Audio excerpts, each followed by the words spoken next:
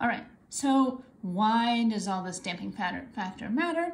Because of forced vibrations. I think this is where one cool area of vibrations. I think this is fun.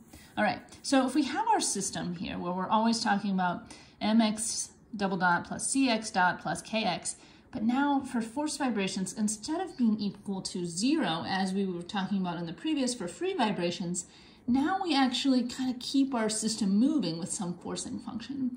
And we always start out with a sine forcing function, and then we do that in this class because it's just simpler, but you could similarly figure this out for a square wave or a triangular wave. But let's just assume that you're always going to be forcing with some sine waves.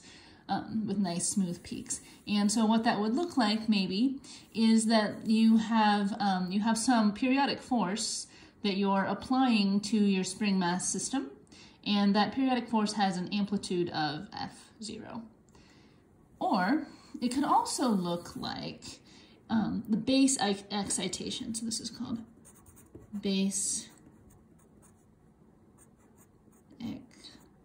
excitation. And so here you might have some, instead of attaching your spring to a rigid system, you have your spring attached to something else that's moving. And so that means when you do your free body diagram, that now instead of just kx, you're going to have kx minus whatever this base x is. Right, so that's going to be the difference that's applied here to the mass. So that means that now your force magnitude, you still get the equation in this form, but now your force magnitude is going to be equal to k times b, where b is the magnitude of the base motion. And this is the case where our guest speaker was talking about, he was saying, oh, like there's a lot of vibration from the trains that would mess up our stuff, so we'd have to isolate that. All right, so once we have it in this form, we want to think about the solution. And here, I'm not going to show you all the details to how to find this again, because we've done this before, but this is a linear system, so we're always going to be adding our homogeneous solution, and then we're going to be adding a particular solution. And it just makes sense that the particular solution would have some magnitude and some phase, and then we can calculate what this magnitude is. In fact, normally I just sort of give this formula on any exams, or and in class I have a handout with this. And then we have some formula for this angle, which I wouldn't be asking you to rederive on a test or to figure out like that. But the important thing to remember when you go to solve this is that even though this would be part of the solution to figure out exactly, you know, what your system behavior would be like, you'll notice that this has an exponent here. So for any interesting system, this is going to be negative. For any physical systems, really, this is going to be negative. This is going to decay. And usually this decays pretty quickly.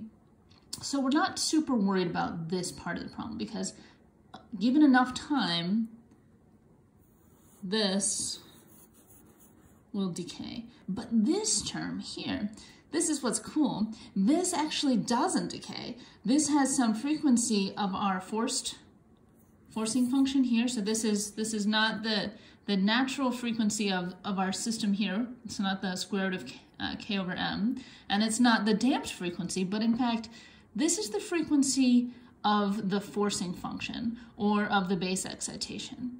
Right? So this is the frequency that we're putting in our energy one way or another. And so now we just need to think about, okay, what is the magnitude?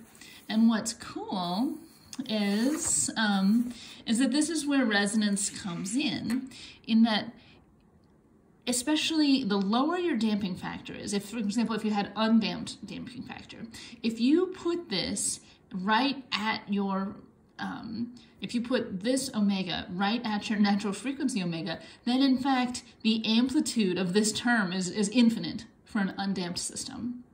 Now, fortunately, undamped systems don't really exist. Every system has some damping factor. So, in fact, it doesn't have, you know, infinite motion. And so the greater the damping factor is, the smaller the vibration you get right when, oh, sorry, I'm not showing the axis here. So if you have some omega when omega is equal to omega n, then you have this peak here, where if you force something at the natural frequency, the oscillations just get bigger and bigger and bigger over time. And then, in fact, our particular solution isn't even really stable if this was zero. But when it's not zero, which is every real system, there's some small damping, right? You can get smaller and smaller and smaller for the larger your damping ratio.